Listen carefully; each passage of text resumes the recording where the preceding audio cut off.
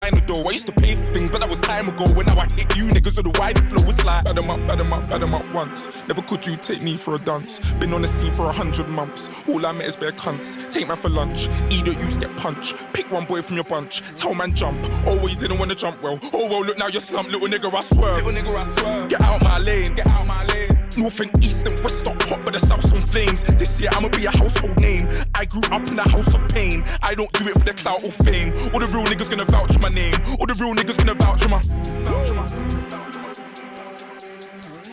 Yeah, yeah, yeah, yeah, yeah. If you ain't got more than 5 top 10s, then I don't wanna hear no chat about charting. You man are just starting. Coming like a young Chris Martin. Start swinging with my arms like Carlton. Start swinging with my arms like Anthony. All my niggas been charged, don't amp me. Have you misses in a bra and panty? If you see me in a dance, I'm anti. Quite frankly, heavyweight champion of the world. They wanna wall me from my belt. If you ever hear Stormzy caught a nail. No, I stood tall before I fell. There's a couple birthdays coming up, so I took like a quarter from the shelf. Spent like 100 on my mum, then about 140 on myself. The melee I sported like Pharrell, but I got the Nautilus as well. All of these stories that I live, my nigga, these are the stories that I tell. Wait there, and I was made to win, like I'm designed to blow. We're doing major things, but it's a minor though. I used to pay for things, but that was time ago. When now I hit you niggas with a wider flow, it's like run up on them, man, laughing, fuck it. You got a chain, but you tuck it, fuck it. Man, throw dirt on my name, blood, fuck it. Slew anybody in the family, fuck it. Run up on them, man, laughing, fuck it. You got a chain, but you tuck it, fuck it. Man, throw dirt on my name, blood, fuck it. Slew anybody in the family, Last 3 tunes kinda prove that I did this. Man, what you say I put a U on my shit list. Must be the same old you in the dinner hall, primary, sipping on my juice and my biscuits. I'm from a place where you move to the witness. Stare in your face, feeling business is business. Came for the fame, but she stayed for the litness. Ask you do, girl, she loves Mr. Skang. You'll never ever see me with guys known for verbals. My brothers pull up a sky, no rehearsals. Don't switch sides, there's no road reversals. How's the best spitter and grime so commercial? Wait, nobody said you're good, done your chat. Your girl tech the wood lumberjack. Hit him with a lighter flex, humble brag. I can't drop the bag, I'm the bag. Yeah. Yeah. If you ain't got no platinum plats, then I don't wanna hear no chat about. No, I'm joking, man. I don't want to hear no chat about. I like this very. I like the you're all just like younglings. What did he say? I missed. Who knows? It's all British, right? You can't hear anything anybody's saying. No, but I mean, it's definitely clearly about like his career and like being. I mean, he's an icon in the community. Yeah, right. And so, like being basically like people like trying to like talk to him about success and him just basically like owning it. And the song is Wiley Flow, and Wiley is another grime artist. I think old school, and I think it's really a diss track to him.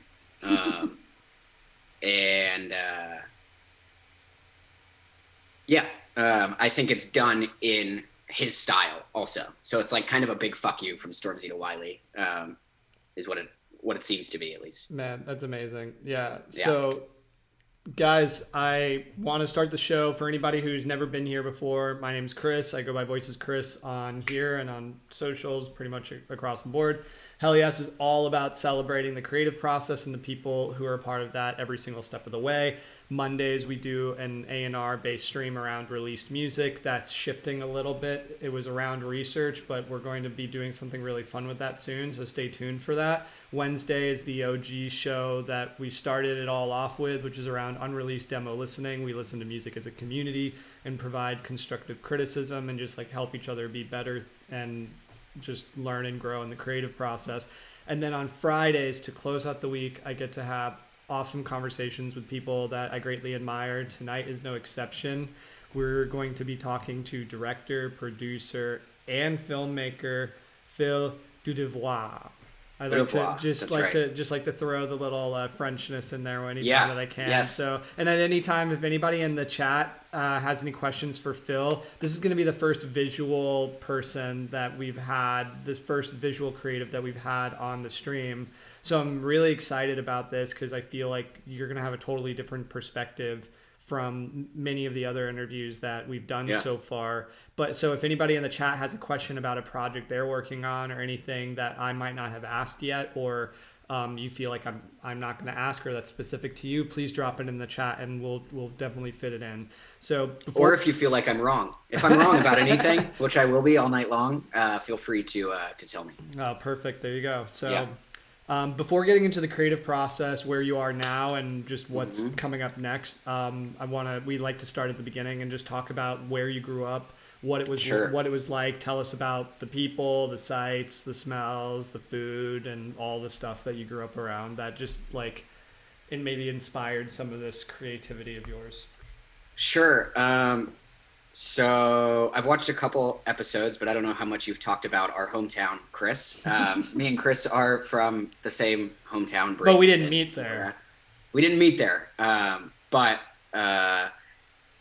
yes, we are from there. My sister knew you or of you when I was much younger. She's 4.5 years older. So so from Bradenton originally, went to Anna Maria Elementary School because my parents happened to live on Anna Maria Island when I was a kid, or when my sister was a kid and when I was like a baby.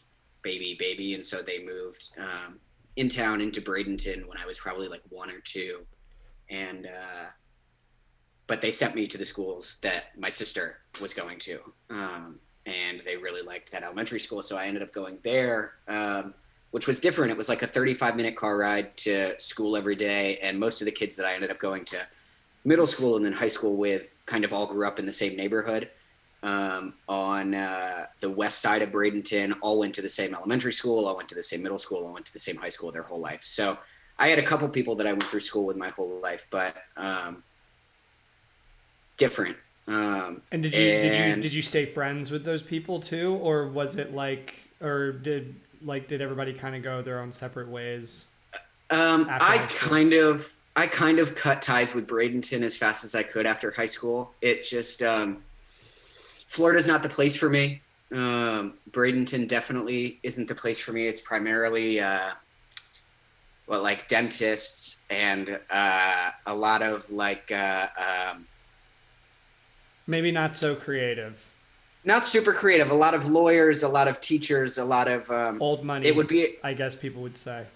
Yeah, sort of, but not like not rich. Bradenton isn't filled with money either. It's really just like a small town that happens to have a bunch of people in it, so it isn't small anymore.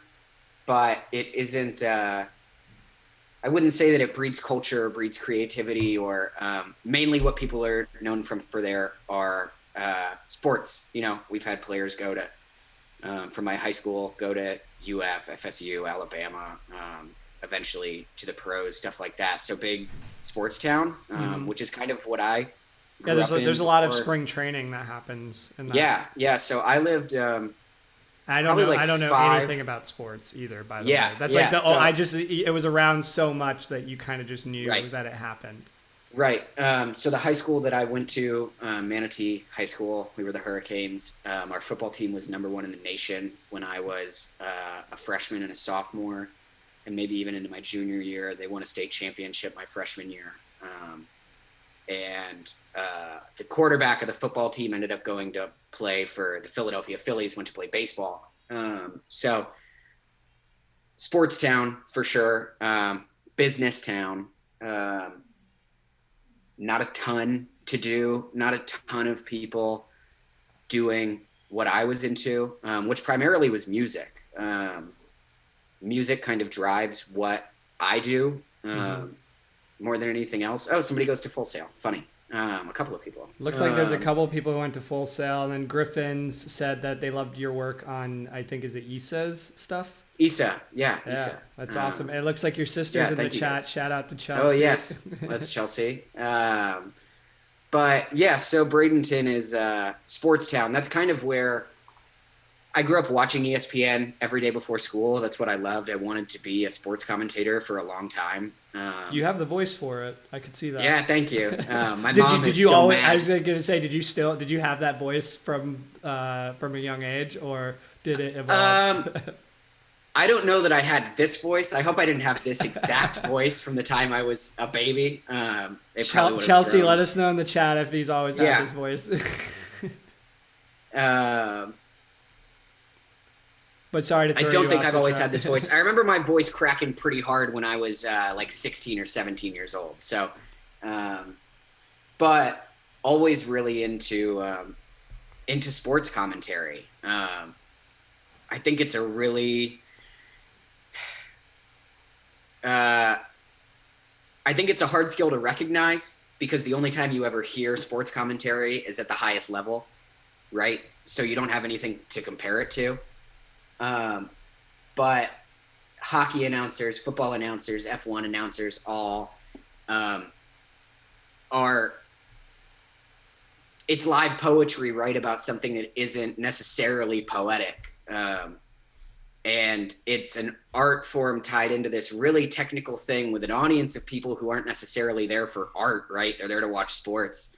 But all of these people are like a master of their language and of the lexicon in which they operate, whether it's baseball or football or racing or whatever, hockey also. So I've always been short. I played sports all my life, stayed short. When I got to high school, was just like, I can't keep playing. I can't compete with these people who are adults essentially. And I was like 4'10" until I was 17 years old. So I feel you on that. I'm a pretty short person too. yeah. A family of short people. So I decided if I wasn't going to play baseball, I still wanted to be around it. So I kind of fell into this, doing the radio for my high school's football team.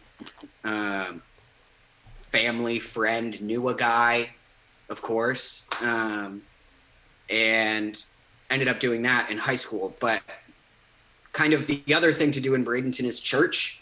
And so from the time I was like 13 until 19, I was really heavy into like a mega church down there, which is where I kind of got my first stab at production when I was a teenager.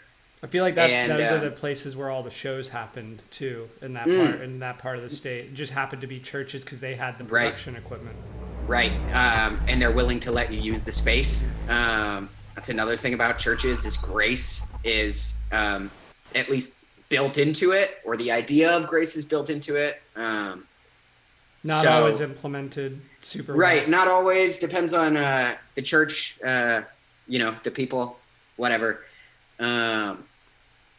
But yeah, a lot of shows. I didn't go to a show at a church until I was working one a couple of years ago.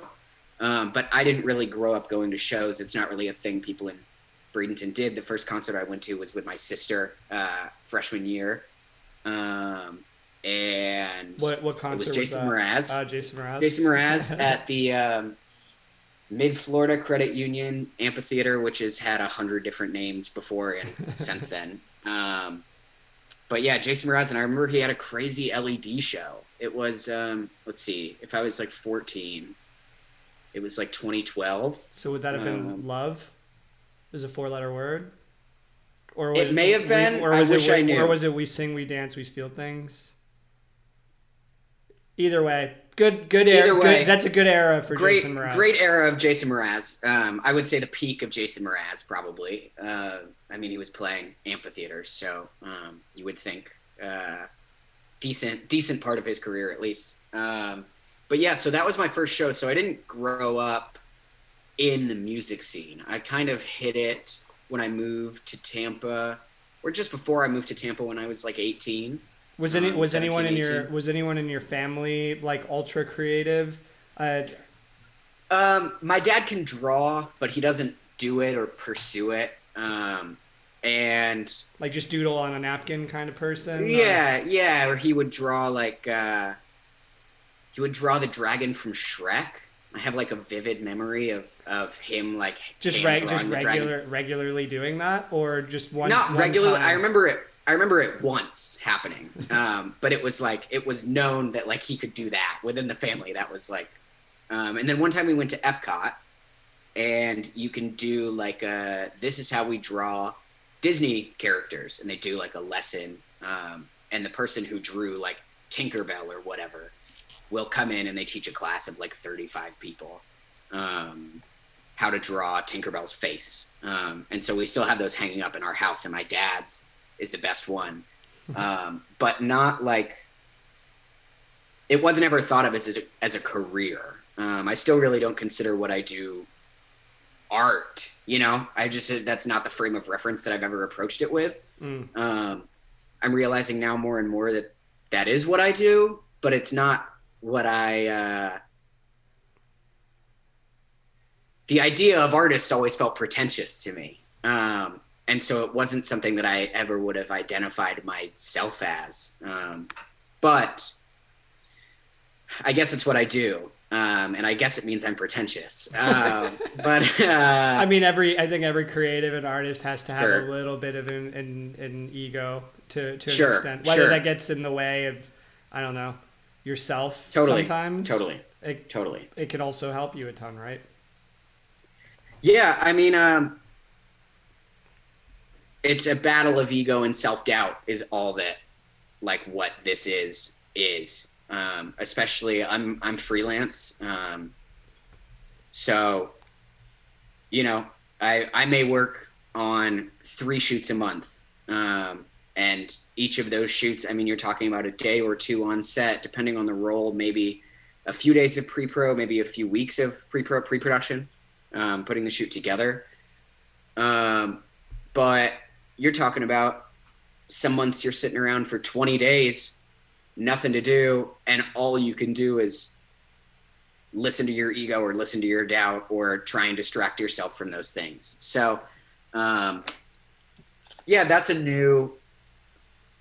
I've only been in Nashville about 2 years. It'll be 2 years in July. And I was in college up until then, freelancing and down in Tampa, doing right? it in Tampa. And at USF. Did you, when you went to Tampa, like, had you already acquired a passion for just visual arts in general? Like, were you so inspired by your dad's drawing of the dragon from Shrek that you were like, I've got to figure out how to top this?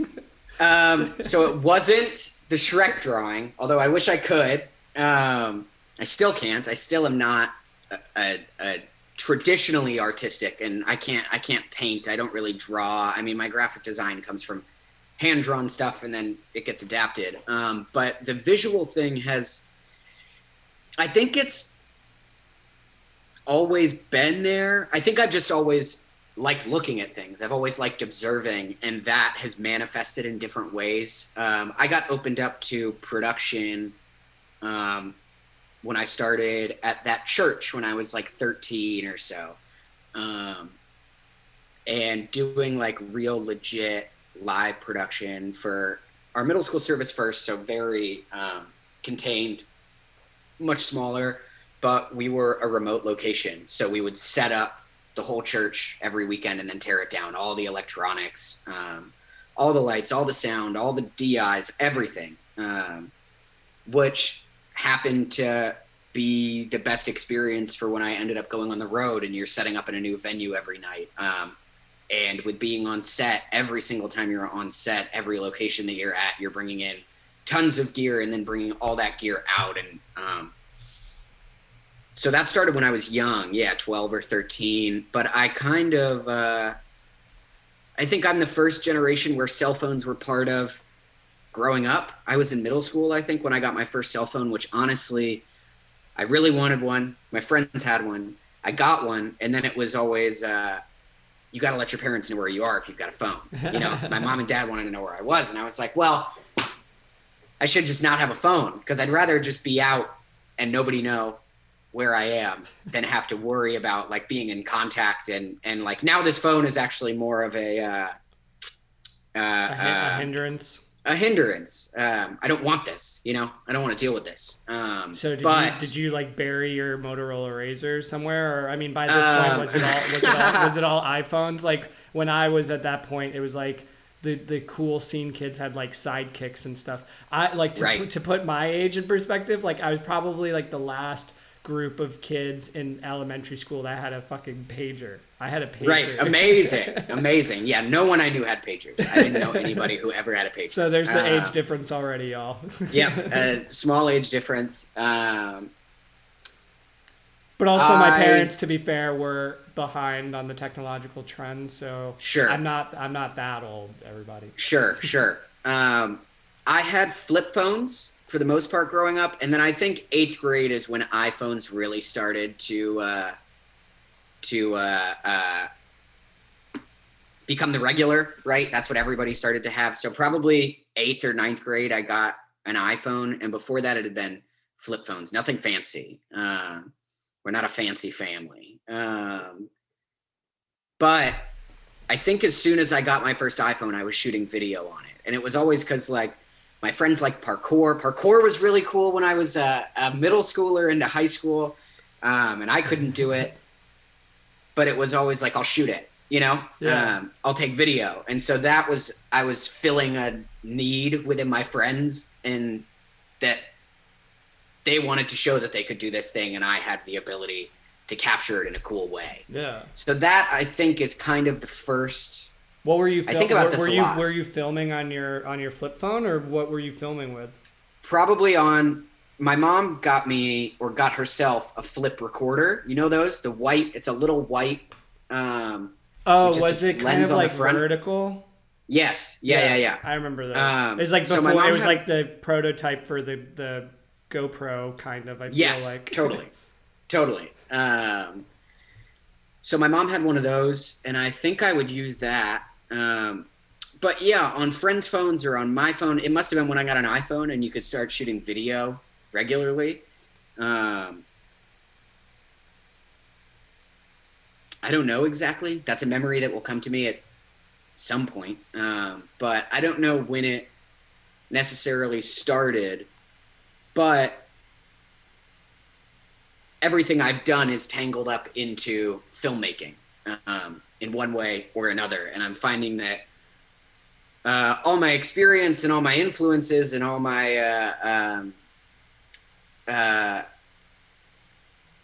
passions and all my inspirations all kind of coincide into being able to be used in film, because all we're showing is the real world, right? Or that's what I like to show with the kind of stuff that I'm making is what can I take from what really happened to me or really happened to the people that I know, or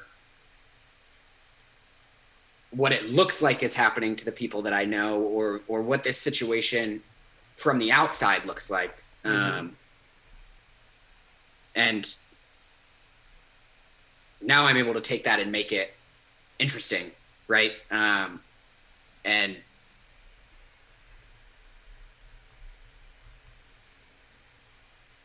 yeah, I'm lost a little in my brain. No, it's all good. I mean, yeah. For the most part, it's cool to know that, you know, by the time you were going to Tampa to go to college, you already had this sense and like passion for the visual side of things. So the only reason I was going to Tampa was to get more connected in the visual space. That was always the plan. So started heavily in production when I was 12 or 13, then 14 and 15 and 16, kind of just like working through that, getting, you know, more experience at the church, and then doing this radio thing on the side, and then shooting videos with my friends whenever it would happen. And then took a TV production class in high school. That was like where I wanted to be, was in TV production. Like from the time I got to high school, it's like I want to be in the TV production class. Did that have a bit to do with sports commentating? Commentary. I don't know. Who knows? Can somebody check if commentating is a word? I use commentating all the time, and I don't know if that's a word. It feels like a word. Yeah, if it feels like a word, I think it is a word. It starts like a real word, and then it's like the word, how I feel about the word. It's like commentating. It's sort of doubtful at the end of it. So, no, right. But did that inspire the TV production a little bit, or no? I think I just loved movies. I think I loved movies and TV more than anything. Was there a movie or TV show that stood out? Like when I say like one that like really inspired you, was there one in particular or a couple? I think Gone Girl by David Fincher It came out when I was 16, I think. I remember driving myself to that movie. I went alone. That movie sticks in my brain as like, if I could make anything, it would be that. And that's definitely where movies became the focus for, maybe not the focus for what I wanted to do, but what David Fincher brings out of that movie is like, I was like, I want to make that, you know? So that was probably the first instance of that kind of thing. But really where it comes from is I was just watching TV every day after school. I remember watching Friends every day after school, Saved by the Bell every day before school. And yeah, I think it just burned into my brain that like, that's what was interesting to me. That's like what I connected with, was going home and like watching these shows, and continuing the storyline and the stuff. I mean, Friends is basic, right? But there are overarching themes and overarching stories that happen all the way throughout all of Friends. And when you're a 15-year-old kid and they show it every day after school and that's all you have to do, and they show it back to back to back to back, it's like, yeah, hell yeah. Like, I know these people, you know? So is that sad? Is it weird? I think that's the point of TV, right? Is for you to go, I want to be that, you know? I wanted to be Chandler Bing so bad. I wanted to be like quick and funny, like Chandler Bing. And then you grow up and you're like, there's 40 writers, you know, that are writing this guy for his answers to be perfect and for the conversation to go exactly where it's supposed to go. But you don't know that when you're outside of it. And I mean, yeah, it's like you're seeing it and it's like magic. And I feel like I think anybody who enters a creative field seems to have some version of that moment, right? Where they see something and they're like, I want to do that, but they don't really know what they're looking at or what it means. Like for me, that was a concert that I went to and I was like, oh, I want to do that. And at first it seems so simple. It seems like whatever's on the screen that's happening, like happens that way. Or like an artist that's on a stage is performing and it's just them and it's the audience and that's it. But then as you get into it, there's so many roles that people play. So could you talk about you play a handful of different ones, maybe partially by nature of it's beneficial to you to do so that there's more opportunities for you to learn and to grow, and from your curiosity, it seems. But could you explain some of the roles like director, producer, and filmmaker, just to like kind of make those distinctions and what people are seeing on a screen, like, and who is doing what? Yeah. So the easiest way to explain this is a director is in charge of everything in front of the camera, right? Everything getting captured by the lens, the director is in charge of. They're in charge of the look. They're in charge of the way the actors are delivering their lines, where they're standing, how they're standing, why they're standing there. As a director, you're setting out all the questions, the who, what, when, where, and why, and you also have to answer them. And that is more purely artistic. That's like, how do people interact? Why do they interact this way? How do we show that we interact this way? How do we make this feel real, right? That's all about directing. What is the color here, the tone, the feel of the light?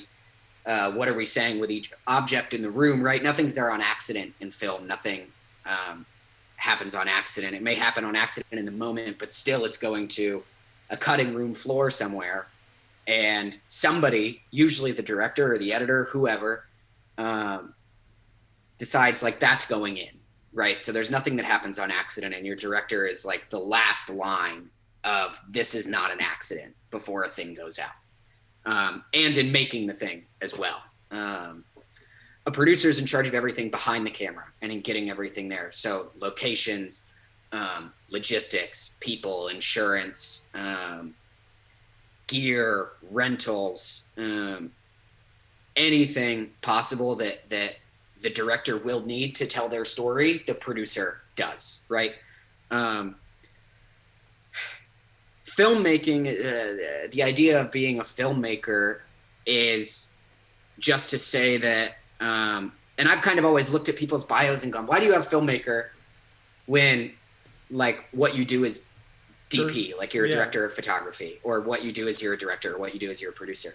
I think every filmmaker who's in filmmaking for filmmaking, right? Not for fame or attention or whatever, but is in it because they love the craft and they love the medium and like this is what they know how to do, and so they do it.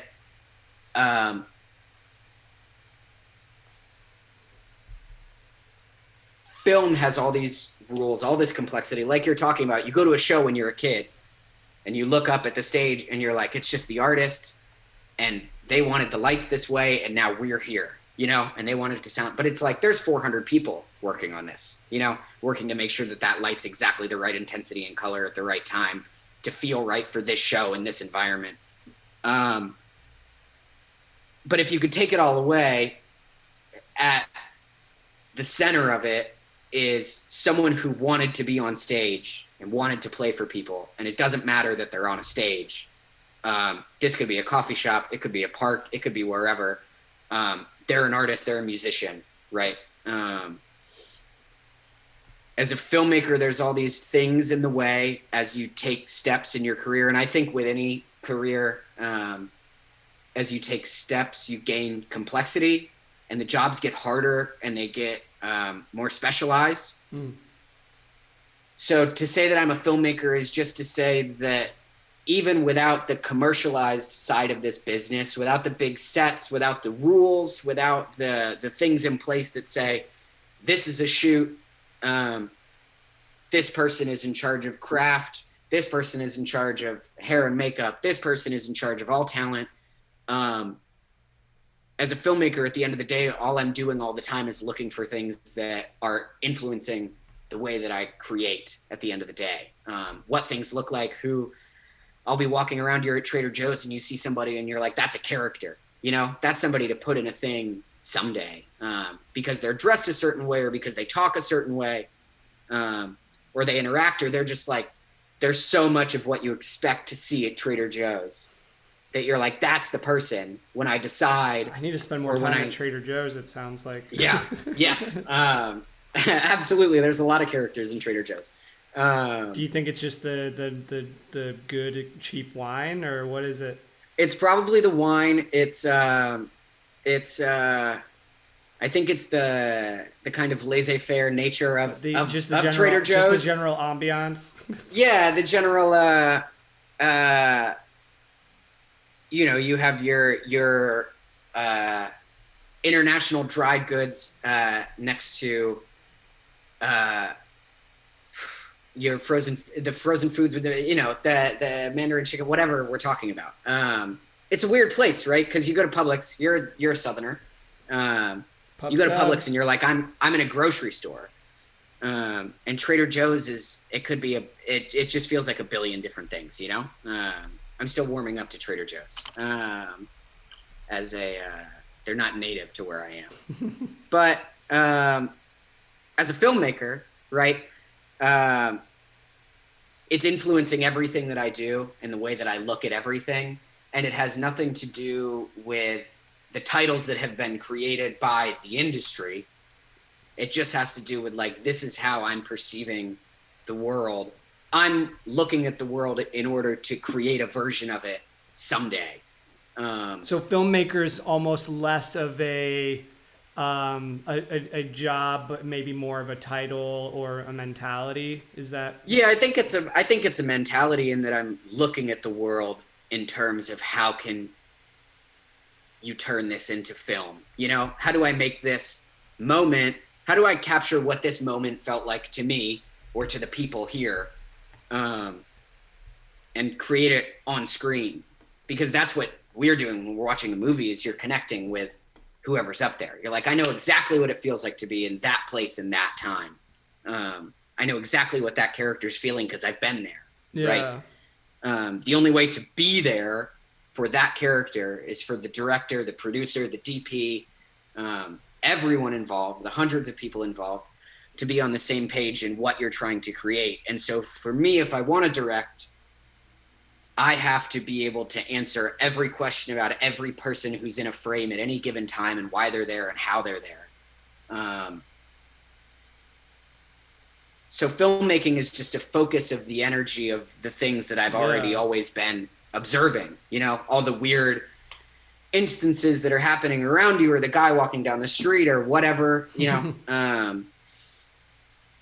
or the feeling of being at a certain show. You're like, I want to capture that, you know, I want it to feel, I want this person watching this live thing on YouTube to feel like they're at this show. And you have to know exactly what that show feels like in order to do that. And there's a whole creative process that goes behind all of it, and so many different people that are a part of it, and the roles that you were saying, and talking about, and part of this, I think it's only right, since it's a visual conversation that we're having, that we sort of share some examples. I asked you to give an example of like a pretty early work of yours, and I went to the timestamp that you picked, so I have that pulled up here. Do you want to kind of talk a little bit about it before, or do you want to talk about it after? Sure. Let me talk about it before, because it's pretty embarrassing. So I was 18. This is probably exactly 5 years ago. We probably shot this in February or March in Florida. This was a behind the scenes video for the youth conference that the church that I was doing all the work for was holding that summer. So they were shooting a promo, and I was shooting a behind the scenes video of the promo. My biggest inspiration at that time, probably the biggest thing that I wanted to be involved in music for and involved in film for, was like tour doc style stuff.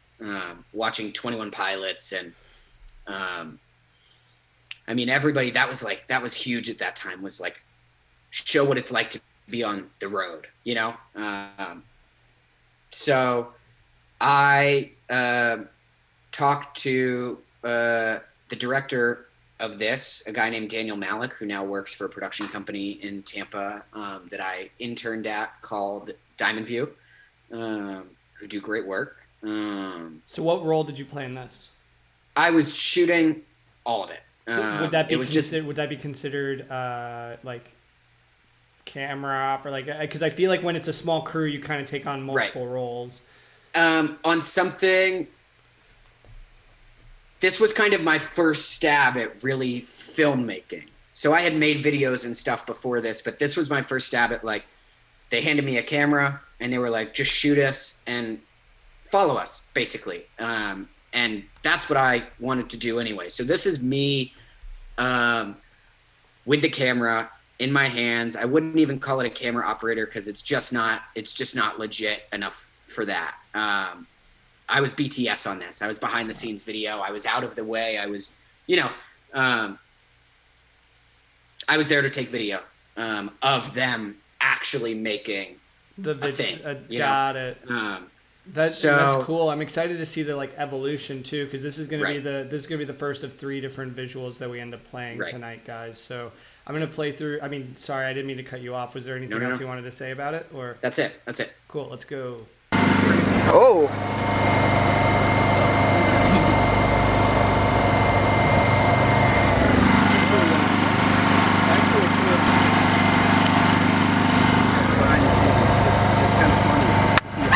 Oh my gosh.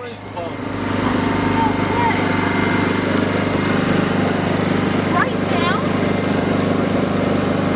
Are we doing that? I think so. A light bulb in the car exploded. You're gonna hold the flag up as high as you can, straight up, and you're just gonna sprint alongside us. We'll be in the van. You'll start moving in the van, and then I'll say go, and then that's when you can start running. Okay, so you can just stay where you're at right now. Ready? Action.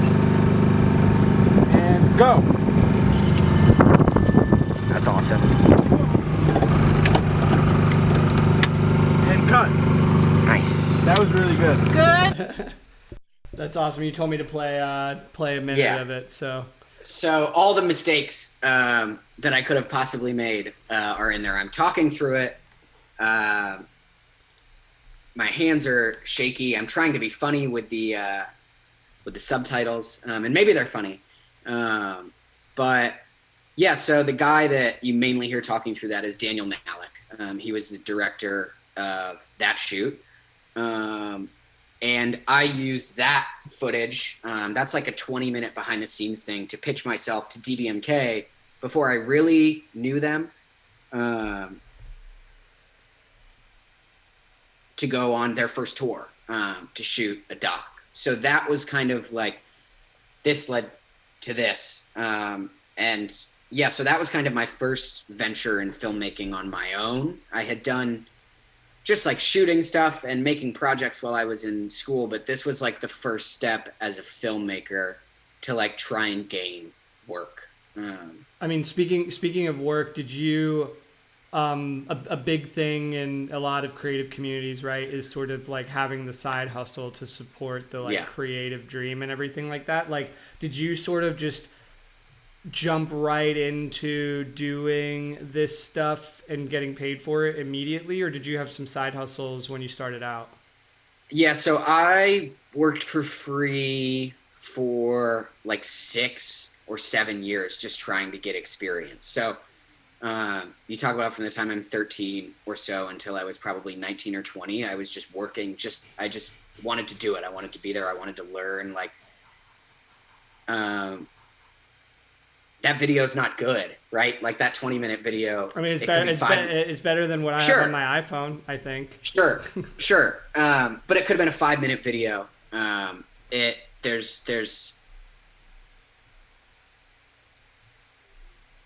It's fine, right? It seems like it achieved, or at least served the purpose that you needed to kind of continue 100%. to build 100%. upon it and have that foundational thing. Because at a certain point when you're creating, it's like, if you overthink it, it's like you're never gonna, and art's never really truly finished at the end of the day. So it's like at a certain point you kind of have to let it go. And I feel like you're always gonna look at a picture in the past or a video and be like, I could have done this better, or for sure. So yeah, it's fine. But the people that I wanted to be like and the stuff that I wanted to make, I knew even at that time that it was nowhere close to what good was, you know, to the people that I was watching, to what was worth money, you know? 'Cause for me, I was learning more than I was giving them. So it didn't make sense for me to feel like I should get paid for something that I'm learning to do. I don't know this thing, right? And do you feel like that's good advice to, like, would you do it all the same way all over again, or what would you say to somebody who's like starting out? I would. I know there's a lot of contention about working for free, and this idea about working for free and what it looks like to each person. For me, I just didn't have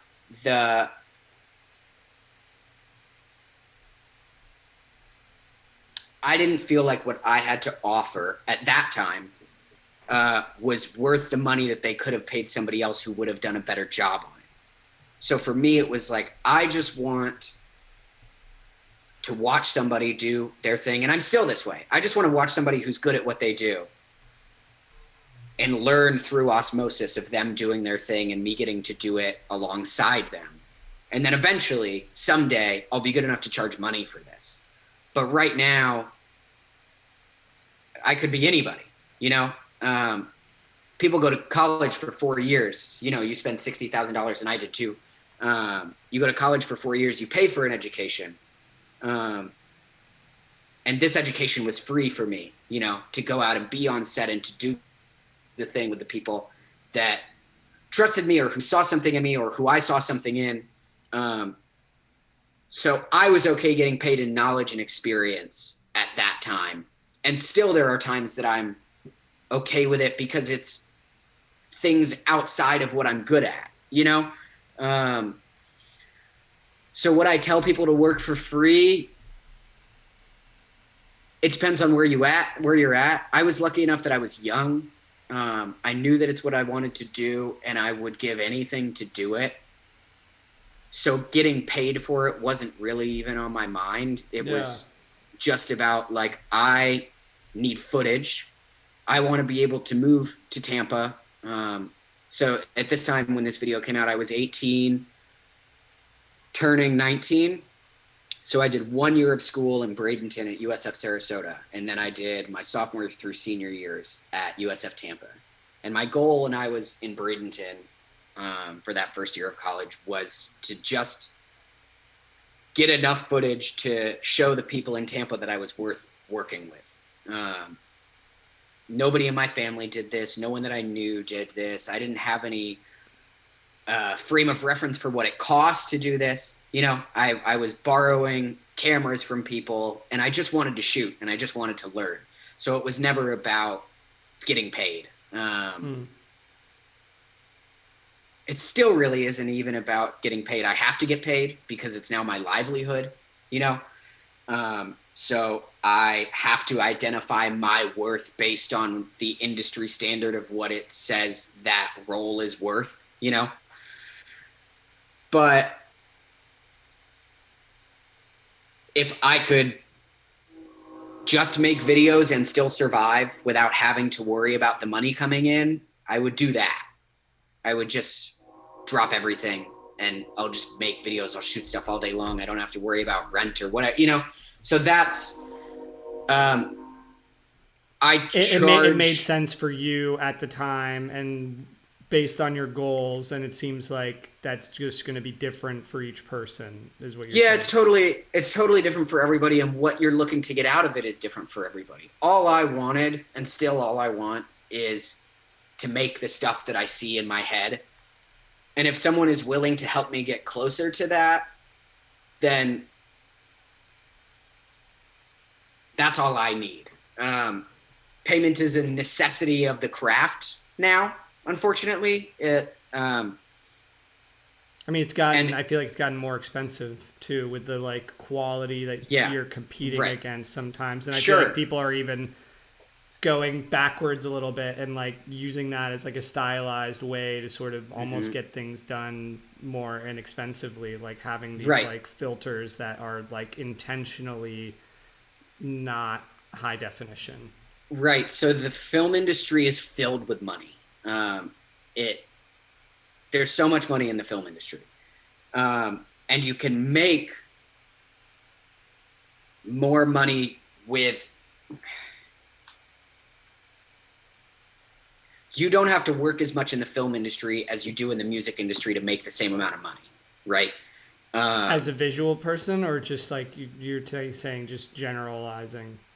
As with film, like I'm saying, I could work on 4 shoots a month. An artist can't work on 4 songs a month and live, right? A producer can't work, most likely, at this level because everybody's just trying to make their thing. Especially in Nashville, it's like somebody might get paid $500 or $200 for a producing session. You can't do 4 $200 producing sessions and live. But the role that a producer has in music, the equivalent in film, is making hand over fist the amount of money that somebody would make from music. So if you're in film full time, you can live off of it. And music isn't that way.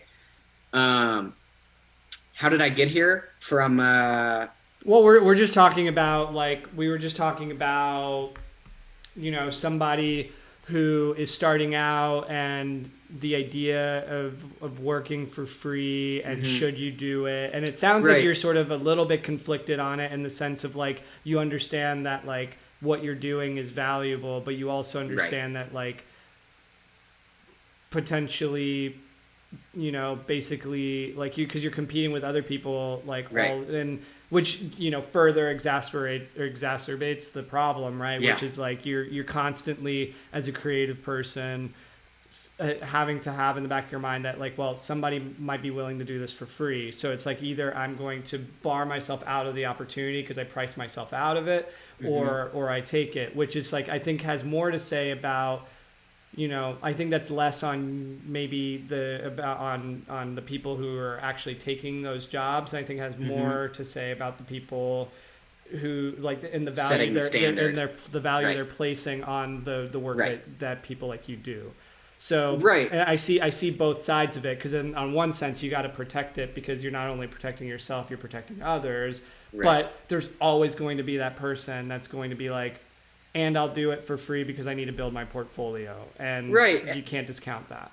It sounds like And- that's what you're saying. And the barrier for entry in film is so high. And there's a lot more at stake making films than making music in terms of people's safety, in terms of just what it takes to create a thing. You can sit in your room, and we've kind of talked about this before, Chris. An artist, a producer, one of these multi-talented people creating music right now, which is kind of what you have to be in the music industry, can sit in a room with Logic on a computer and make a song equivalent to what the biggest producers in the world could make, right? Because they're working with similar equipment. I mean, you're talking about nicer mics or whatever, better studios, more access to better people as you go up in the industry, right? That's always how it's going to be.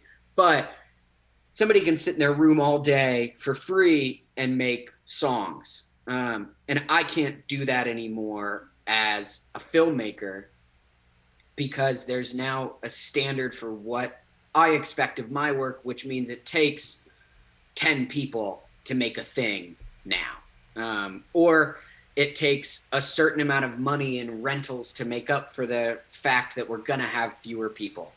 And people are so specialized in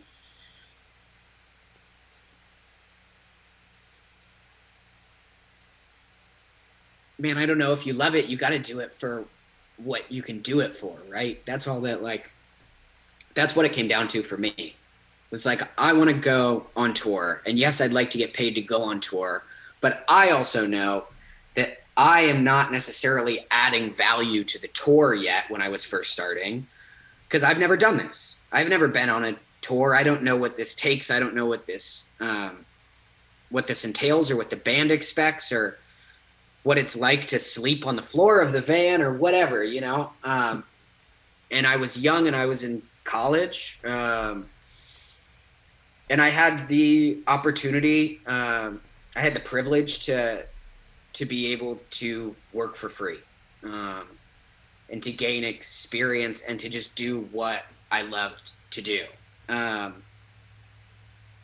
So in part, I look at people who are starting and are asking, man, it's so different. It's so hard to speak on. I get it, because it seems like it's such an individual thing, and it ultimately comes down to like what you're comfortable with and everything. And we can revisit that in a bit, but you kind of touched on something that I'm curious about, which is what things are you considering when saying yes or no to a project? Like, could you start with maybe some things that are like, a green light for you, or like good signs that you and this project will be successful, as well as maybe some, and then follow that up with like what would be some red flags? Sure. So switching gears, now that I make my livelihood on film, and I kind of have to get paid in order to take a project, because of the amount of time and energy it takes to put something together at the level that I've now found myself working at. The first thing I'm looking for is that the client's expectations meet their budget expectations. So if you have no money, your expectations have to equal the amount of money that you have, right? It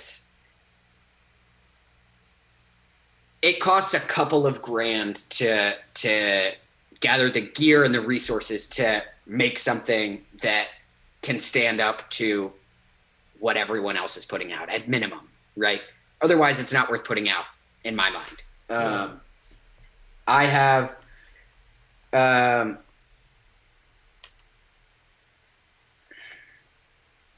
let's talk about hypothetical.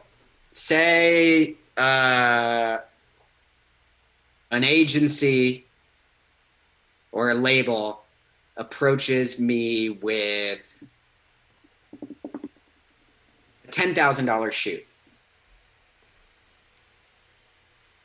For those $10,000, they want a shot. video. Right. They want the artist to be strapped to the top of a car with a car rig shooting and Steadicam and all these people and all these, like, you know, this stuff that takes all these resources that costs $40,000, and they have 10,000. So if you're able to walk that client back and say, look, here's what you're getting for 10K. This is standard what you can get for 10K. This camera costs this much at this rental house, at this rental house, at this rental house. This person always costs this much money. And if client will bend to the idea that their expectations will have to change, then good sign, continue going forward. The same can be said for an artist who has $500 and is trying to do it on their own and just wants something that they can put out, right? The $500 from an individual artist almost looks better to me than $10,000 from a label, because the label, even if they knock the expectation down in their mind, they still are looking at the artists that are, what are the artists equivalent to our artists making, right? That's what they want to, that's the level that needs to be hit, right? You can't be coming in lower than your competition.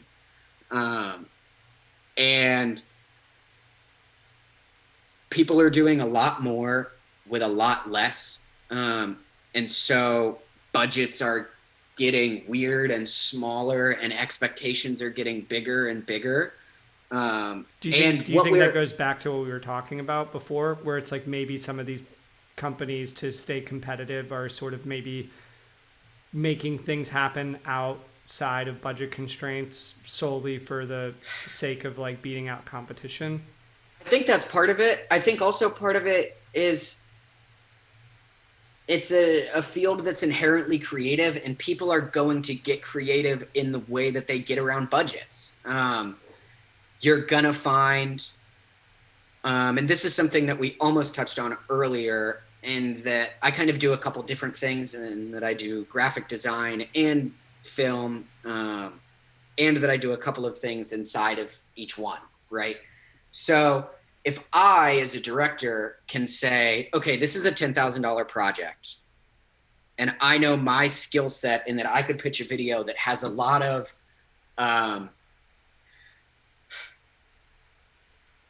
text-based motion graphic stuff, and normally what it would cost is $2,500 to bring out to hire the kind of person that will do the kind of type work that I can do. Well, it only makes sense for me to hire myself and to take a slightly bigger cut of the pie than to pay someone else $2,500 on top of all the other stuff that's already happening. So I'll say, well, I can do this, and this budget that would have been a $15,000 budget is now $10,000 because of the skill that one person has. This exists in a million different forms, and that this person has access to a person with all this camera gear for 20% of what it would cost to get from a rental house. And it's like, okay, do I go with the individual because they meet my budget better, or do I go with the company that I know will have all the answers for me, even though they're more expensive? And a lot of the time it's going to the individual, and you can make up your mind about whether that's the right thing or the wrong thing. And you're trying to see how much you can get out of the individual versus right. The certainty that it's there, because you're trying to make the most you're making as much as you can out of as little as you can. Right. And everybody just wants to make the most with the money that they have. So if you have $10,000, you're going to spend every cent of that $10,000. If you have $50,000, you're going to spend every cent of that $50,000 because all you're doing is taking a step up in expectation. But what used to cost $100,000 for a Beyonce video doesn't cost that anymore. Yeah. So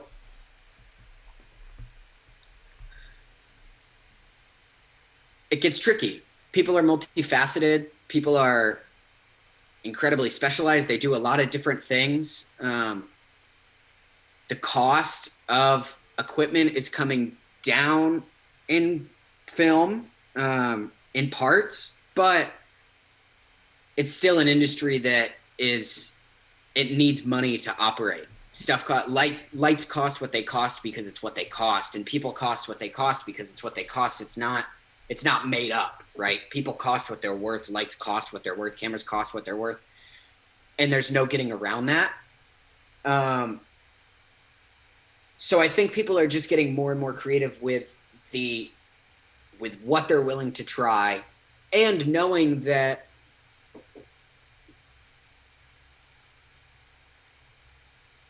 people are taking steps up all the time.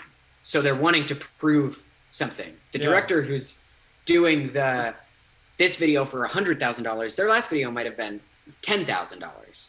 So they're going, well, I was able to make this crazy thing with $10,000. So clearly the label is expecting if they give me 10 times that, they're going to get 10 times what the final product was, right? So there's this invisible pressure to create something that's maybe worth $150,000 because you know that if you write the treatment for $150,000 thing and you can do it for $100,000, that you have a better chance of winning it than the person who's going to charge $150,000 to make the $150,000 thing, you know? So part of it's hunger, part of it's corner cutting. And then creativity kind of adds everything together, it sounds like. Right. So, and you kind of talked about the individual, you talked about companies, you talked about big budgets, small budgets. Mm-hmm. For as long as I've known you, you've been pretty independent. You've had some stints with different companies, or you've partnered in certain ways. But sure. Are there any companies out there that you feel align with the way you do things that you would be like open to working with in the future? Or do you prefer being independent? It's a good question. Thank you. I thought of it myself. I think there's people that I'd really like to work with. And I think there's companies that I'd like to work with in terms of like maybe their cultural prowess, or like Nike has really amazing commercial video work, and athletic companies, Puma, Adidas, all have great commercial work. I'm not super commercial. I've never been good at it. I'm pretty indie. I like the independent thing. I like hiring individual people. I like, having my friends who can call on me and who I can call on, and to have cool work, and who are trying to do things differently. But yeah, I think there will always be companies that I'd love to work with Nike. I'd love to work with Puma. I'd love to work with F1, I'd love to do something for a Formula One team, or for Formula One itself, right? There's big goals out there. But I mean, bands are really where it started, is like, who are the artists that I want to be shooting? There's this great Mumford & Sons documentary, Gentlemen of the Road. Is it Gentlemen of the Road? Is that the name of the tour? It's definitely the name of the tour. I think it's the name of the doc. I'm pretty sure that's the name of the doc, and I haven't seen it yet, but it's on my list. It's awesome. Even though there's some, there was some political things recently with one of the members that I don't know that it's going to move up my list of documentaries to watch, but I've heard good things about the doc itself. Yeah, I didn't hear about any drama. It's God, I love Mumford & Sons. That's a shame if it's true. I'll have to look into it. Well, I mean, but speaking of bands, and I mean, I want you to finish your thoughts, so yeah, I'll let you do that first. So yeah, I mean, I guess dream collaborators is what I think about. I'd love to work with Dominic Fike. Like, end of story. Like, that would be it if I could work with Dominic Fike. I think Jid. I love Black. There's I don't know if company is the direction for me. I think I've found a lot of joy in being independent, as hard as it is. It's nice not having to rely on, or not having to worry about the pressure of a company that I'm beholden to, even, you know? And I just find the more people involved with filmmaking, the more constrained it gets, because of course the more commercial it's becoming, and the wider the audience has to be, right? So it's understood that you're making sacrifices creatively. Yeah.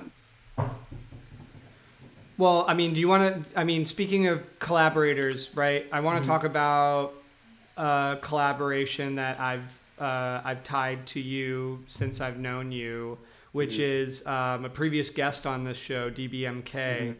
And I feel like they're sort of like a prime example of collaboration, and like how important someone like you is to their career, especially as they're developing, and how visual they are. We talked about you on that stream, and it's you know, it works out that the next video that we're going to be playing is going to be a video you did for them called Heart Scam.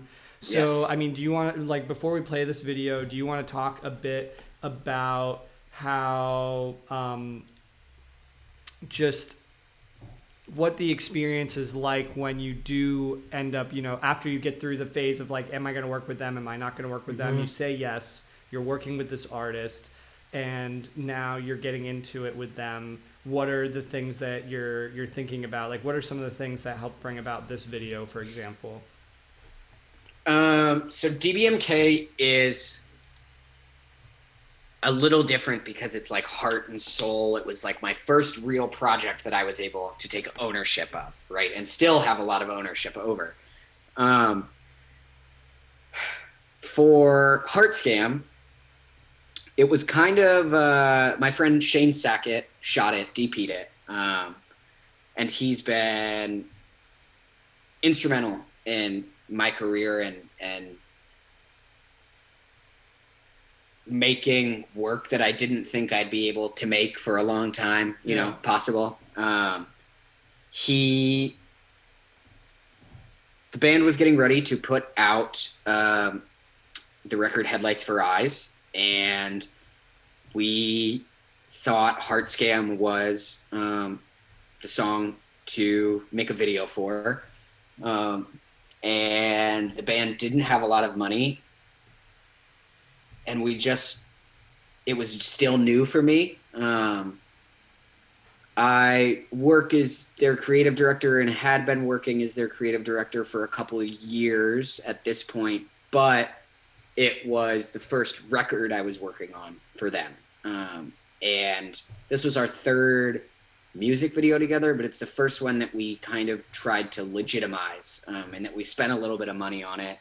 We tried to bring in extra hands and people to help, and what we wanted to do with it was it be able to go up next to the videos that we loved and hold its own, you know. We didn't want to make something if it wasn't going to be better than the last thing we had made. The last thing we had made was the music video for a song called Nocturne, with a couple of guys on a C300 at Kyle's house. And so this one was like, we found a location through a friend. Shane had... It looks like someone's garage. Was it actually a garage, or did you just make it look like a garage? It's a storage space that we took everything out of the night before, or put up. There was kind of like a main little waiting room for this storage garage thing. It's like your own unit that you own. And we put everything just up on top of the roof of the main room. And then there was this bigger garage. And and we rented some big hot lights, and that car died a bunch of times because the headlights were on the whole time. But what we wanted, the whole point of this was to say, if people are going to listen to one song from the record, we want it to feel and look like the whole song, or the whole record, the whole album. So Heart Scam is meant to be that, an introduction to this world of Headlights for Eyes, these kind of opposing viewpoints and different personalities that exist kind of in the head of each of them, but primarily in the head of Kyle. Kyle and the singer, at that time the singer was, who's jumping right. around in here, Right. flailing, yeah. Kyle was the main creative figurehead of the group. He's the lead singer. I would call it his band. He's ultra creative. If anybody I know is an artist, it's that guy. And so he pushes my limits with what I want to do visually and what he expects visually also. So this was, let's make something legitimate. Let's try and say that if this was the first piece of content that you saw by this group, it would make you go listen to the rest of their stuff. So that was the plan with the Hearts Game music video. I feel that. So I'm gonna play. I played the video in the background while you were describing it, which I think was great. But I'm just gonna play a little bit with audio and kind of go to a part that particularly struck me that I want to kind of hear from you about it. And it's this part here. Trust me, I heard all their plans. They crushing me run, smashing our bodies in hand. Love is a gun. Trust me, I heard all their plans. They crushing me run, asking to get their demands. Love is a gun. Trust me, I heard all their plans. They crushing me run, smashing our bodies in hands. Love is a gun. Trust me, I heard all their plans. They crushing me run, asking to get their demands.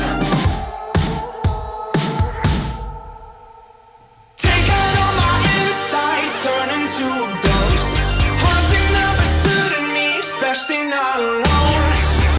So yeah, I mean, that part was especially compelling to me. So and it clearly was kind of like a pretty like artful part of the song. It was instrumental.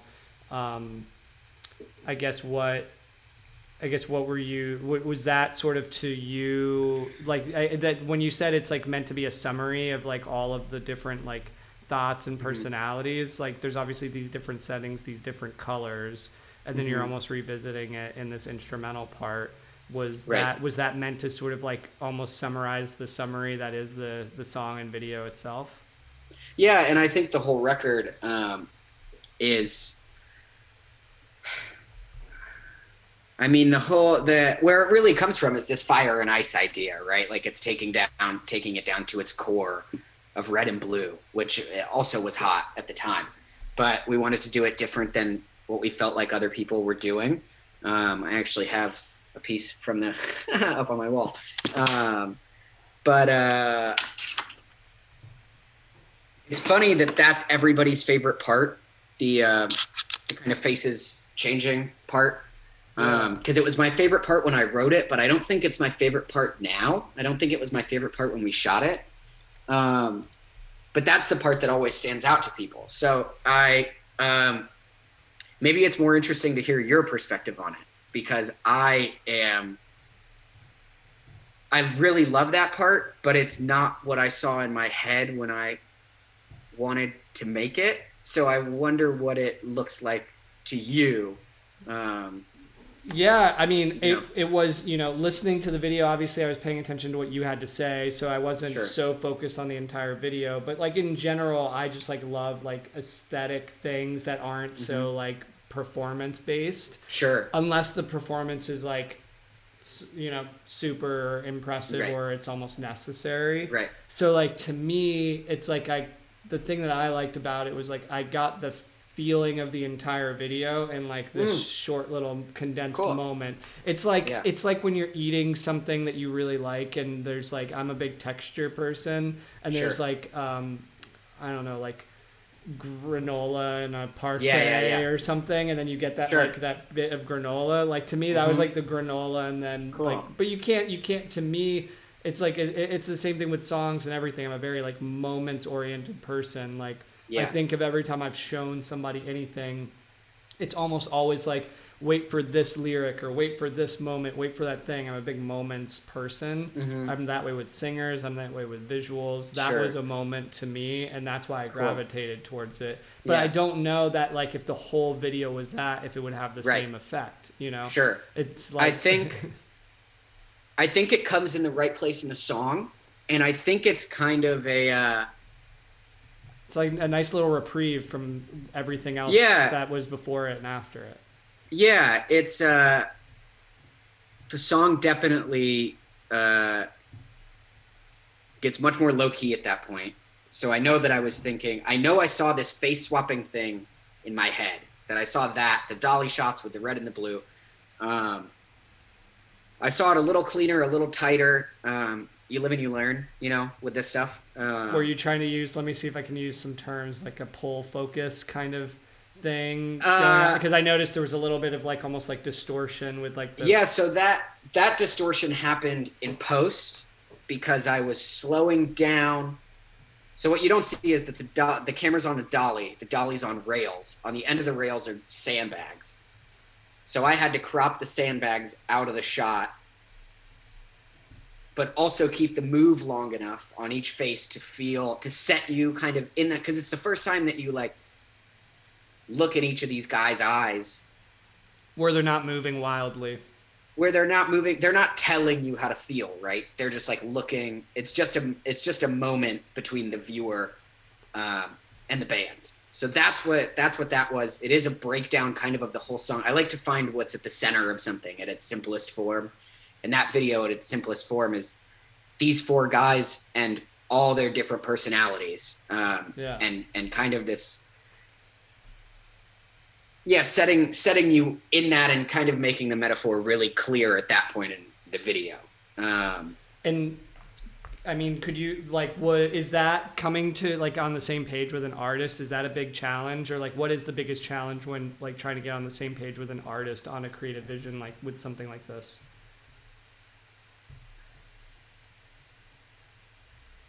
With something, with DBMK, we're really on a similar page, a very similar page. And by the time we get to the shoot, especially that shoot, we knew what we were getting. We knew what it all meant. Or at least Kyle and I, as the heads of this storytelling for this video in particular,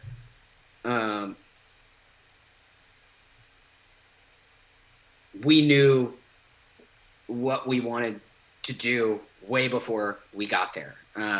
We both had kind of seen this in our minds.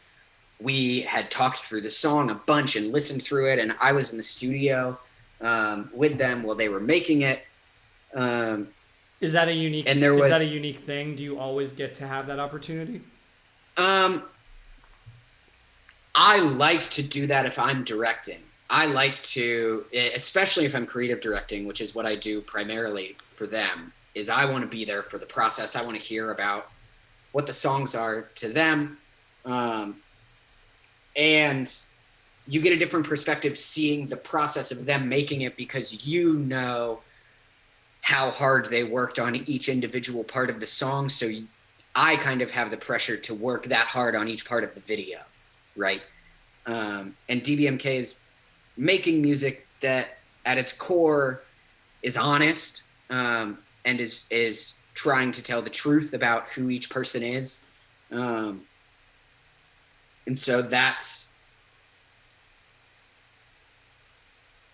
part of the whole process of putting something like this together, is if they want to be honest, then I have to be honest. And my plan as a filmmaker is always to be as honest as I can be. So this is a unique circumstance in that I've kind of been working with them. It's not that this video is for this song. It's that we had been making this record, and I had been with them as they're making the songs, with them, a few different days in the studio, hearing all the songs, and Heart Scam was just like, how do we take all these songs and put it into one video? So it was the process of going through all the songs being made as well that led to the Heart Scam video, but it's rare that happens.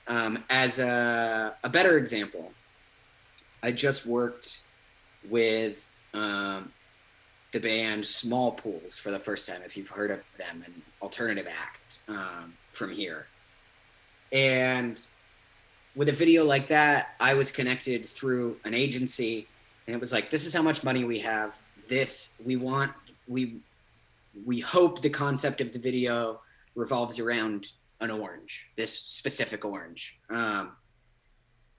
So it was me listening to the song, I was just going to Charleston for the weekend before I got the email about it. And on my drive to Charleston, just listening to the song and trying to imagine how to make an orange reflect what this song is about. Because it's not where my brain would have gone to begin with, but it was what the band wanted, right? And what am I here to do except make what the artist wants when it comes to making a video for them, right? Like, the videos, sure, they're mine, but they are what I feel the artist is trying to portray. So it's their video, right? They're putting the money out for it. It's going to live on their website, on their YouTube. Yeah. It's going to be licensed to them. So it's not my video at the end of the day, as much as it is my video. It's also like, this is a product for a client, right? But if I didn't feel that I could have made something creative work, I wouldn't have written a treatment. You know, so there are jumping off points with every project where you go, this isn't what I thought it was, or I can't do this thing that you guys want. And that's something you have to be able to recognize in yourself too, is that I don't make bright pop videos at all. And so if that's what somebody wants, the conversation has to happen early on to go, this is going to be dark.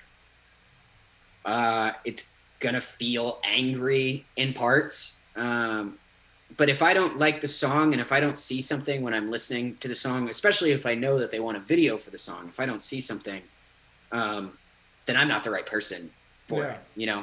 So the process is always different.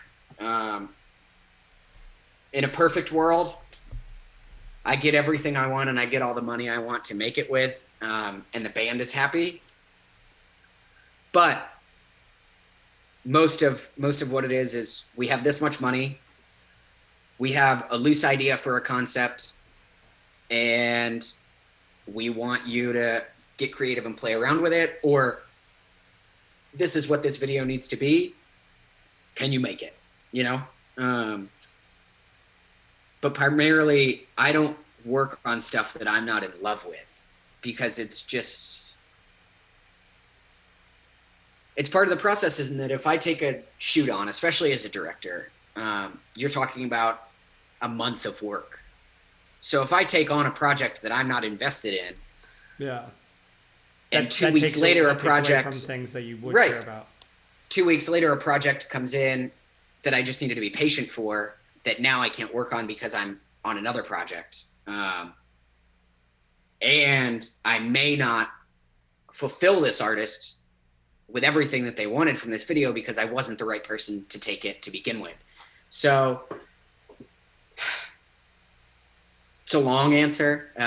No, I mean, I think it's a good answer in the sense of that it seems like it completely depends on what your involvement is with the artist, right, and to what extent they would allow you to be involved and how much you really love the project. So, right. I mean, you know, speaking of just projects in general and where filmmaking is going and everything, and just the visual landscape of things right now, right? When I think about visual stuff right now, especially when it comes to artists, I feel like a lot of people on here can't help but think about TikTok.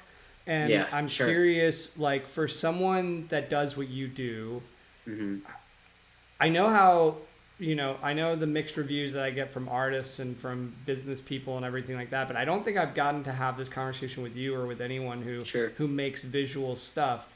So, there's this DIY feel that works on TikTok, but it's not so dissimilar from, what you do. And then there's also more high end, like you can kind of go as low-fi or as hi-fi as you want with the platform for the most part. I mean, barring like the vertical aspect of it.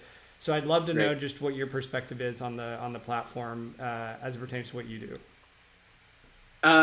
So I'm not really on TikTok. I'm kind of a slow adapter to things in general.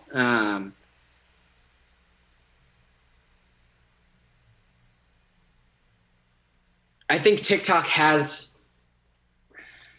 I think we'll see TikTok. And there's others like Triller and Voicey and stuff like that. But yeah, TikTok just happens to be the biggest one right now. So is there any reason for your kind of slow adoption for it other than just like you generally like take your time with stuff like that? I don't know that TikTok affects me as a filmmaker. I don't think that it is. I think it's totally different lanes. I think it's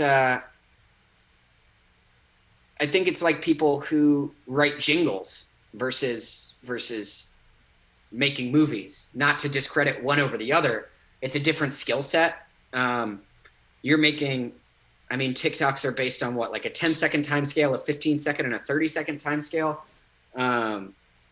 And I think it's a resource. I think that everything new is a resource. But as soon as it becomes a crutch, or as soon as your thing begins to live on there, things get dangerous, right? Like, is TikTok going to exist in 50 years? Will it matter that it existed in 50 years? Is it going to change the shape and the look and the makeup of filmmaking?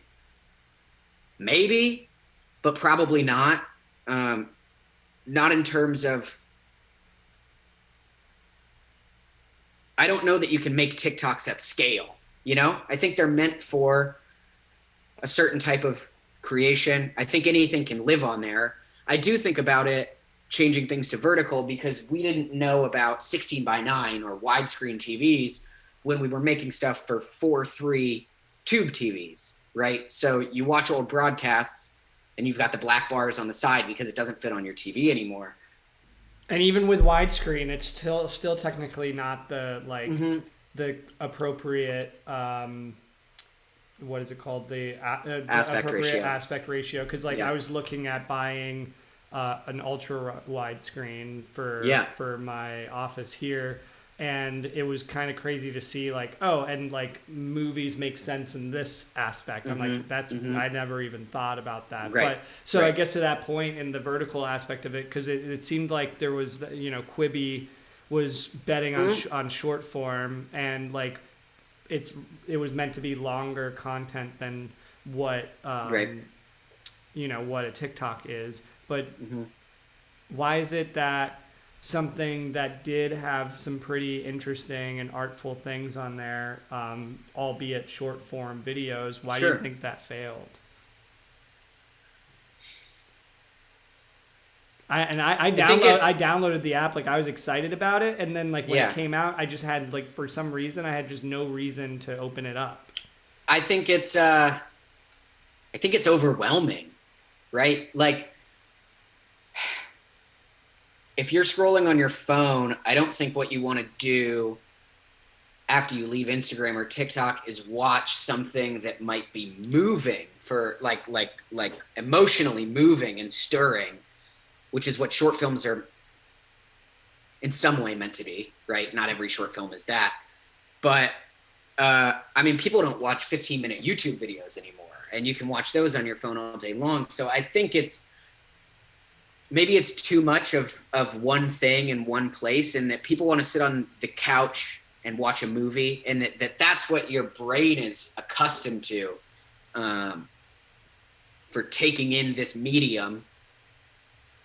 It just doesn't feel right on the phone. I don't know. I never got deep into Quibi either, but I think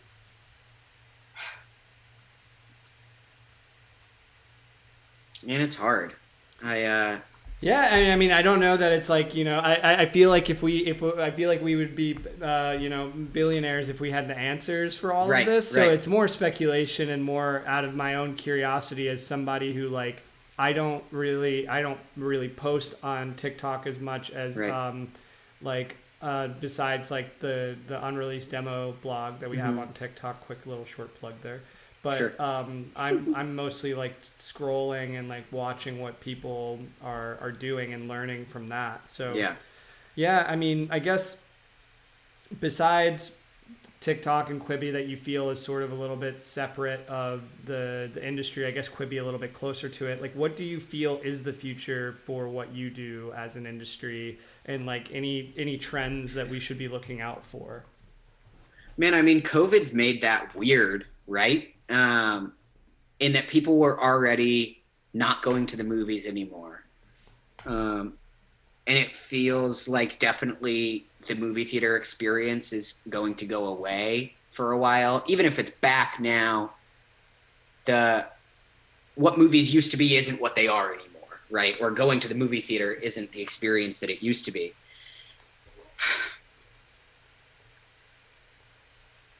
I think about this a lot. And I wish I had an answer on where I thought it was going. Because all the filmmakers that I watch, all the people who are inside the industry, who I pay a lot of attention to, seem to be creating the same way that it's always been created. And with the same expectation that, like, we're going to make a thing that goes on a screen that's 400 feet, this ginormous thing. So I haven't, who's going to change it is the commercial, like the really high consumer companies that start deciding where they're going to put their money into. We want to make commercials, but we want them to be vertical. And if companies start doing that, if Nike and Adidas start doing that, or McDonald's or Walmart or anybody who's any of these huge commercial companies, if they move their main medium to vertical video, everything else will start to follow suit, because that's who's driving the film industry is the commercial industry. So if Ford starts doing it and Chevy and...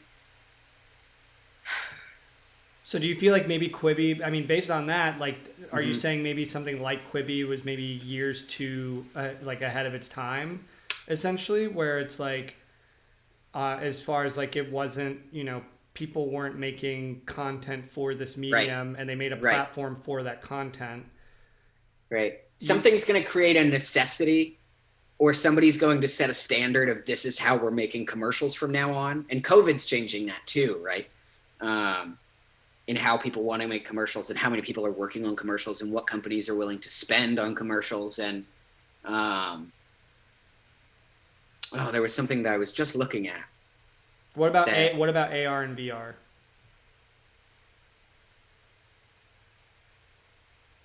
Does that ever enter your brain at all in what you do? Or like, I think it's really interesting. I know it's a little prohibitive at the moment because like that equipment can be not only costly for a good experience, but can also just be disorienting and something that people aren't like used to. I would imagine it was probably like what it was like for people to like listen to a CD for the first time. They're probably like, I prefer my vinyl. Like, I think an environment like that where you can put a headset on and be in a world is a filmmaker's dream. The whole thing that you're trying to do as a filmmaker is make the audience feel like they're there, that they're in that moment. But like you say, it's prohibitive. The general public isn't going to have it, isn't going to have access to it. So unless that becomes standardized in some way, which again, I can't see happening after COVID, that you would share these futuristic goggles with somebody.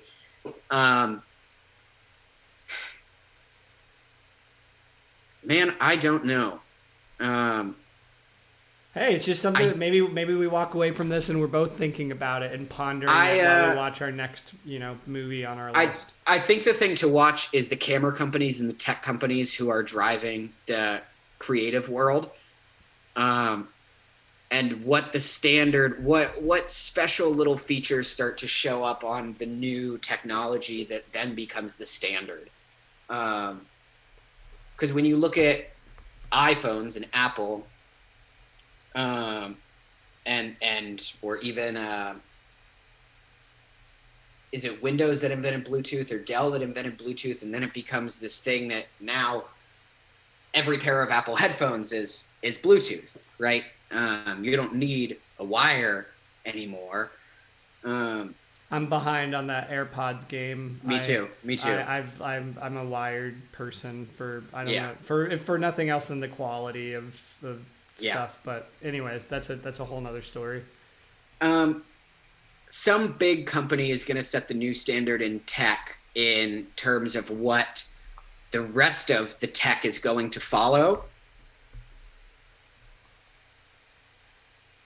And I don't know that we've seen it yet. I don't see TikTok influencing the kind of work that I do, and I don't see TikTok or Quibi creating a need that needs to be filled with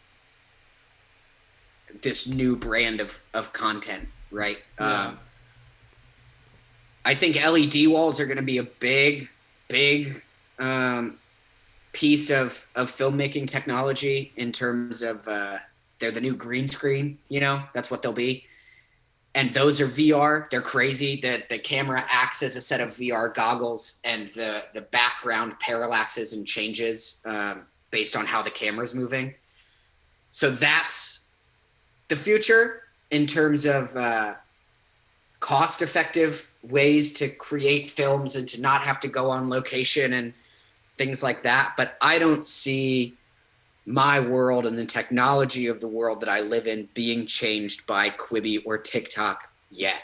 It's going to take somebody big committing to it, and then it will follow. Yeah, like if The Weeknd decides to put out an all vertical visual album on TikTok or Quibi, something like that would draw other artists in, or artists would go, okay, we're going to copy that because that's what happens. The standard will naturally shake into this new thing, but it's going to take somebody deciding that they want to go there. Yeah. Or some bigwig who's connected to some huge tech company who has influence in the music world and the film world to push the new standard, and based on the new monitors that they're pushing out, whatever it is, it's industries run on money. So there's somebody at the top who's deciding and has already decided where this thing is going to go.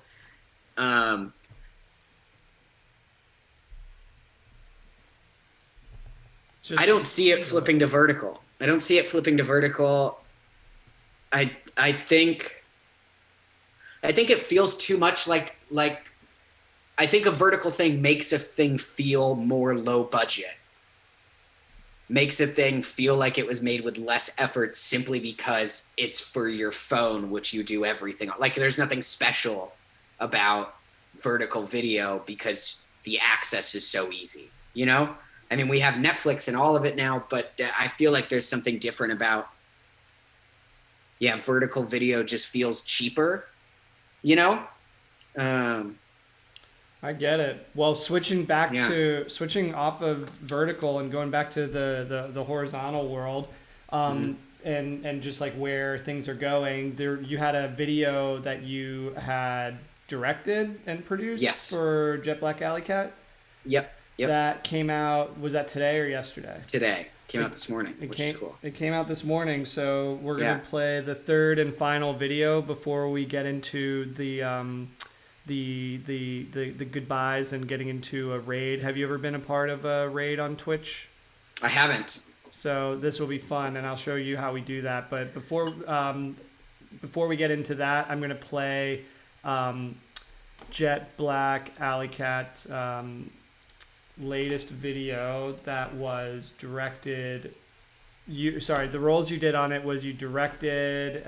I should just read the thing. You directed. Yeah, directed and produced essentially. And produced it. Yeah. So I'm gonna play that now. We'll play the full video, and then I would love to just kind of hear what went into it. Sure. Here we go.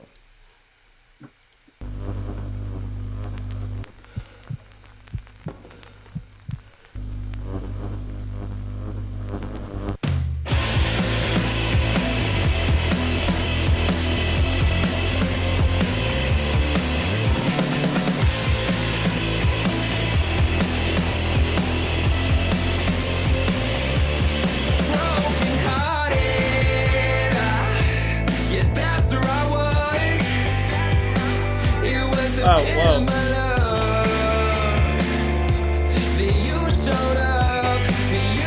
That's annoying. It literally switched over to my email for some reason. So all good. Hold on. Why is it doing this? That's fun. I was like trying to get to opening up Twitch for when we go into it, and then it betrayed me. Technology, man. All right. I'm only ever being betrayed by technology. Let's go back to this and run it back. There we go.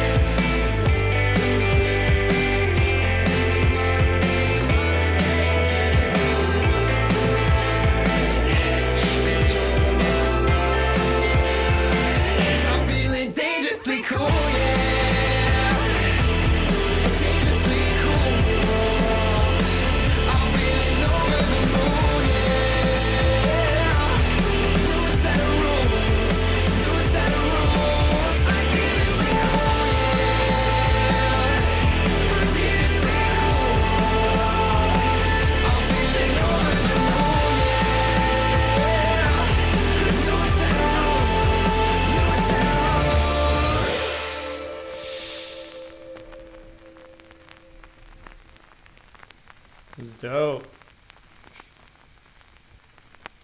Video sucks. Hey, just no, I'm really happy with that. Today, you can't look back at I feel like it's funny. Like we're moving through your visual career so far, and of cool to see the progress that's come from the shaky camera in the back of the van. I mean, it was pretty cool that the light bulb exploded. I think impressive that you captured that moment. But no, I mean, going into a video like that, and it's not a band that you were as involved with from a creative director standpoint, right? So how did you treat that process?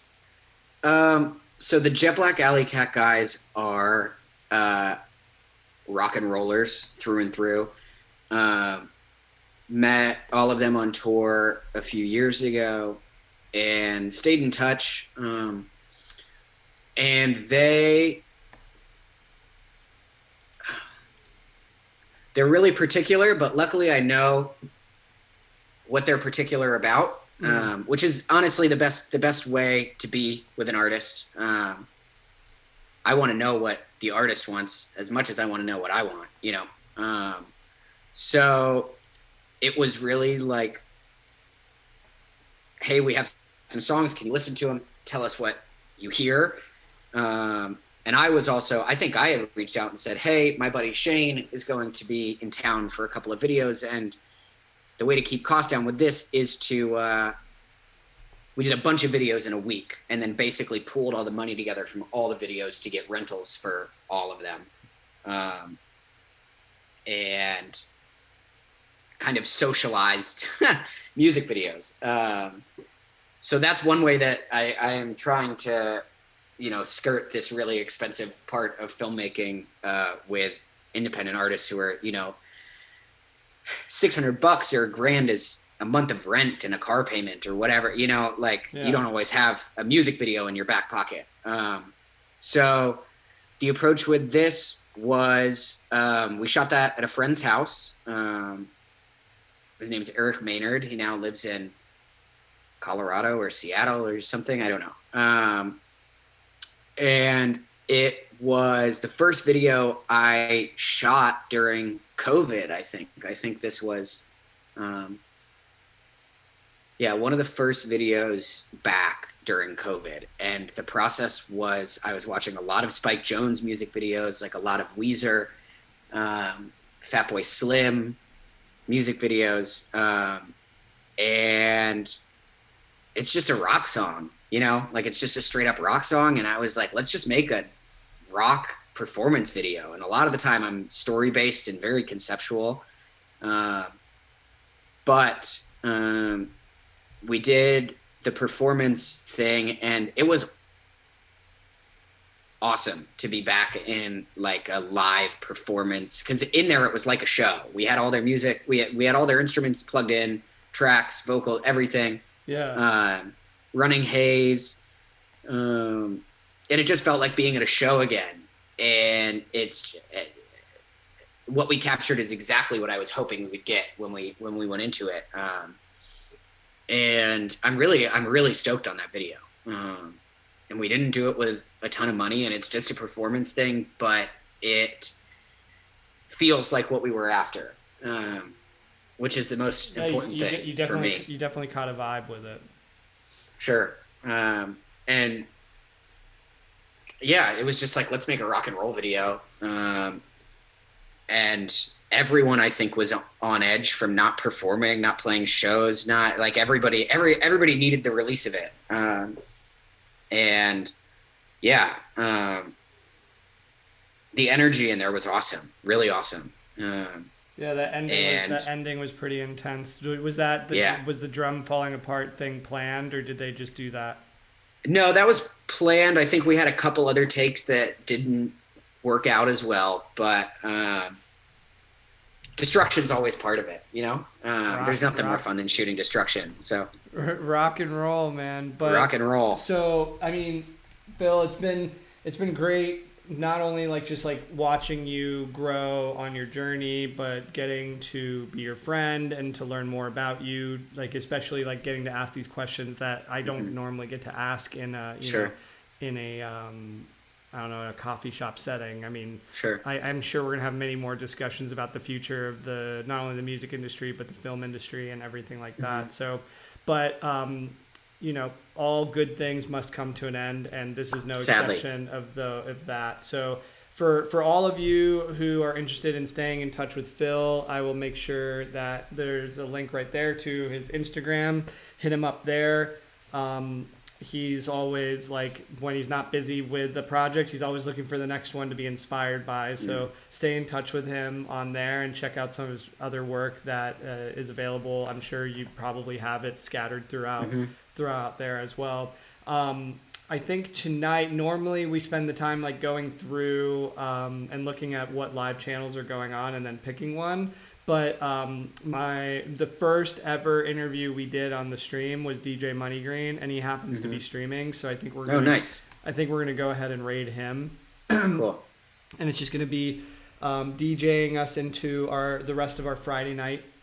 And I mean, I can't think of a better vibe, a better person to kind of set a vibe for the rest of the weekend. So Phil, thank you so much for thank you, Chris, your time and for answering all of my various questions and for opening up about your creative process. And sure. I'm just super stoked to see what you're going to continue to do. So everybody here in the chat, make sure when we raid Money Green here in about 10 seconds that you just drop a hell yes in the chat. Let him know that, I'll be saying what's up in there as well. So stay for a song, see if you catch a vibe. Stay for the rest of the night if you want. But, I mean, you're your own person. Do whatever you want, whatever feels great. Have a great weekend, y'all. I have really exciting stuff coming up for Monday. Thank you for being here for the interview stream, and then I'll see you on the unreleased demo stream on Wednesday next week. All right, guys. Have a good one. Thanks, Chris. Later.